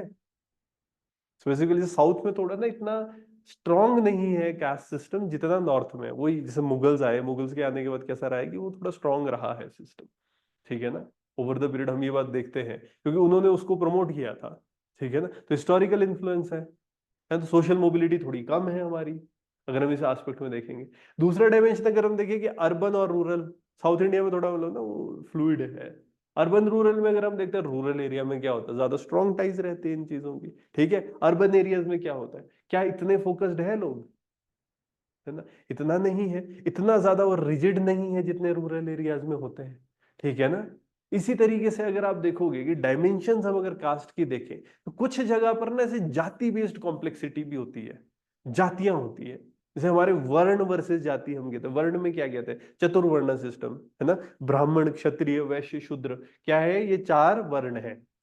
अब दूसरी तरफ से हम क्या कहते हैं, जातियां, ठीक है ना। अब जातियां हमारे ऑक्यूपेशन और रीजन या डाइटरी हैबिट से इंक्लूड की जाती है। तो एक जो जाति बेस्ड कॉम्प्लेक्सिटी है ना, और उसमें हम क्या बात करते हैं कि हाइपर लोकल हायरार्की भी होती है हमारे यहाँ पर लोकली ना। जैसे जातियां हैं, गांव के लेवल पे कितनी सारी जातियां हैं और उनमें आपस में कितना डिफरेंस है, ठीक है। अब जैसे एक गांव के पॉटर्स होंगे, वो अपने आप को कंसिडर ज्यादा करते होंगे देन वीवर्स। अब समझ रहे, हमने तो सारे एक तरफ ही कर दिए। अब उनमें छोटी छोटी जातियां होंगी। इवन आप पंडितों में देखो, पंडितों में भी होता है, जैसे एक ये पुजारी है, ये पूजा करने वाले, तो ये जो मंदिर में पूजा कर रहे हो वो हाईएस्ट होगा।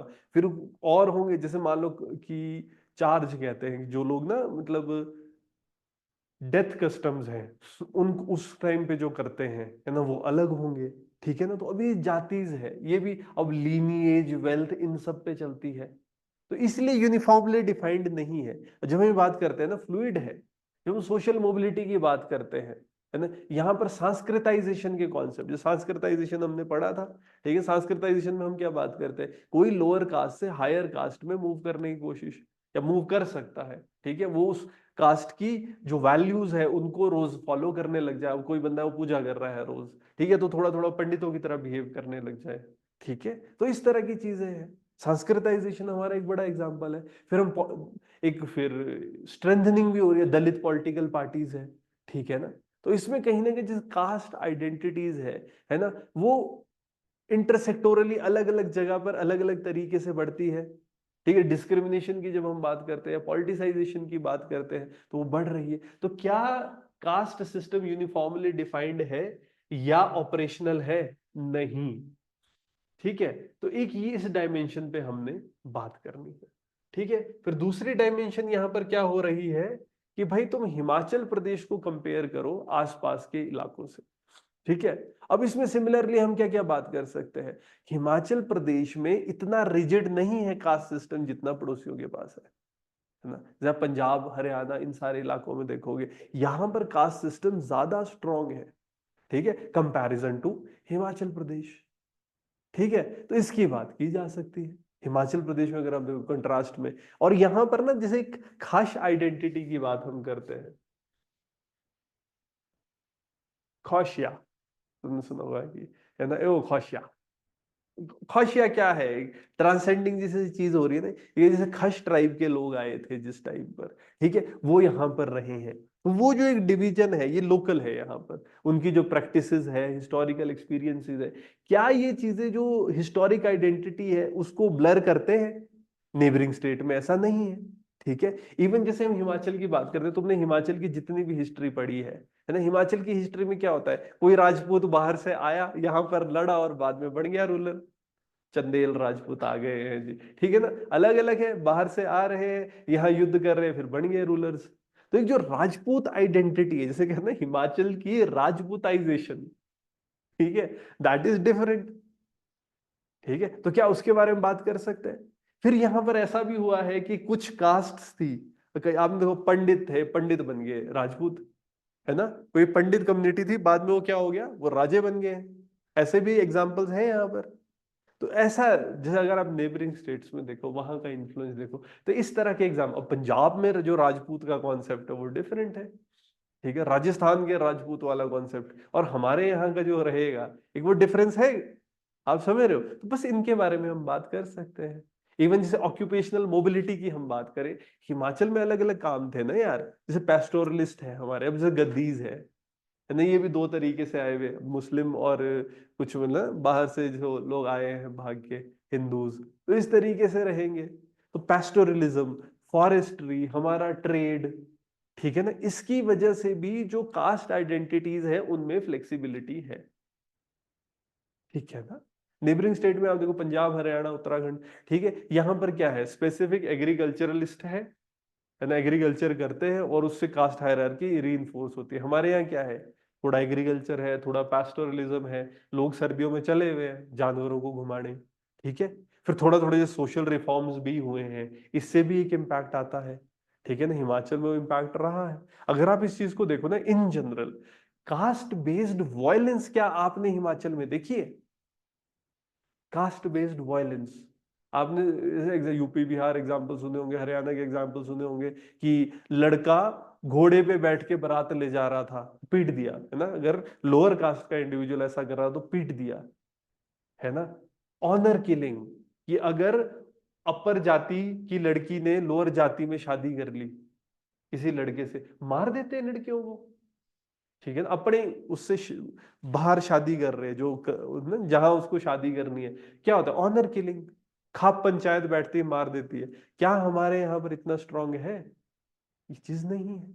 ठीक है ना, अगर आप इस चीज को देखो तो कहीं ना कहीं कास्ट बेस्ड वायलेंस, मतलब नहीं शब्द बोल के ना थोड़ा एक्सट्रीम हो जाता है, मतलब ऐसा कम कह सकते हैं लो कास्ट बेस्ड वायलेंस, क्योंकि कुछ एग्जांपल्स आए हैं। हाँ, कंपैरिजनली अगर आप देखो तो कास्ट बेस्ड वायलेंस कम है, कास्ट बेस्ड आइडेंटिटीज कम है।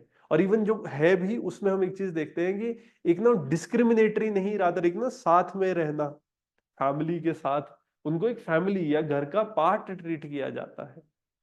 ठीक है ना, तो उस तरीके से आप एक डिफरेंशिएशन यहां पर क्रिएट कर सकते हो। बट वही बात है, ये क्वेश्चन कैसा है, फिर थोड़ा सा सोच के लिखना पड़ेगा। ठीक है, तो कुछ क्वेश्चंस ऐसे हैं, अगर हम ऐसा बोले कि क्या जी out of syllabus question paper आया है, बहुत अच्छा पेपर बनाया हुआ था, ठीक है ना, जैसे होता है कि इसको लिखना जब होता है तो उस समय पर मेहनत तो लगी है।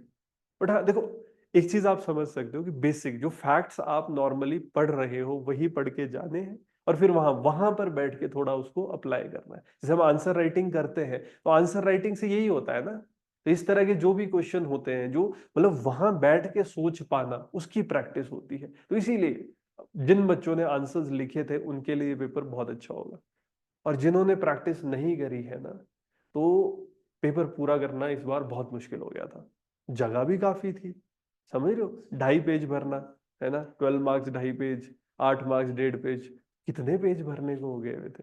ठीक है, जगह बहुत थी। ठीक है, और बीच बीच सोचना पड़ रहा है। ठीक है, बहुत क्वेश्चन ऐसे थे जहां पर आपको थोड़ा, अगर आप देखोगे ना, कास्ट सिस्टम का क्वेश्चन है, ठीक है, ये सोचने वाला क्वेश्चन था। ठीक है ना, इसी तरीके से कोई भी हम ऊपर ऊपर क्वेश्चन अगर देखते चले ना, यहाँ पर देखो आप, ये गुड गवर्नेंस वाला क्वेश्चन, गुड गवर्नेंस हर बार आया है, बट ये देखो सोच के क्वेश्चन लिखना था। इसी तरीके से आप यहाँ देखोगे, healthier proportion of representation of women. ठीक है ना, बात सबको पता है, बट वही है कि एक थोड़ा सा एनालाइज करना था यहाँ पर। किनशिप और सिटीजनशिप, ये तो एकदम सोच के लिखने वाला क्वेश्चन। ये सब क्वेश्चन ऐसे हैं कि आप कहीं ना वहीं बैठ के लिखोगे। तो आंसर राइटिंग मतलब इंपॉर्टेंट है, जो बच्चा नहीं कर रहा है प्रैक्टिस, दिक्कत आएगी। पर हाँ, स्टैंडर्ड सिलेबस है वही कवर करना है, और उसके बाद फिर ये प्रैक्टिस करनी है आंसर राइटिंग की। ठीक है जी। बाकी यही है कि रोज रोज अब मतलब ना क्वेश्चंस है, मैं हर एक क्वेश्चन को डिस्कस करूंगा इन डिटेल कि हर क्वेश्चन में क्या लिखना चाहिए था, हम कैसे क्योंकि अभी मेरा क्या पर्सपेक्टिव था कि हमको ना एक क्लियर वो पर्सपेक्टिव मिलेगी, कैसा पेपर बन रहा है, क्या क्या डायमेंशंस इस आ रही है, और हम कैसे प्रैक्टिस करें। ठीक है जी, सोचें, और सबसे ज्यादा इंपॉर्टेंट वही, जैसे मैं हर बार बात करता हूँ आंसर राइटिंग में क्या है, सोचें कैसे, क्वेश्चन को अप्रोच कैसे करें, जैसे आप यहाँ पर कह रहे थे अप्रोच कैसे करना है क्वेश्चन। ठीक है ना, ज्यादा इंपॉर्टेंट ये है कि मैं कैसे अप्रोच करूंगा, लिमिटेड टाइम में कैसे मैं उस जगह को भरूंगा, कौन कौन से डायमेंशन लिखूंगा, और सिर्फ एक ही डायमेंशन नहीं लिखना है। आप एक चीज देख रहे हो, मैं क्या कोशिश कर रहा हूँ, हर जगह एटलीस्ट 2-3 डायमेंशन निकल के हैं। ठीक है, इस पे फोकस करना है।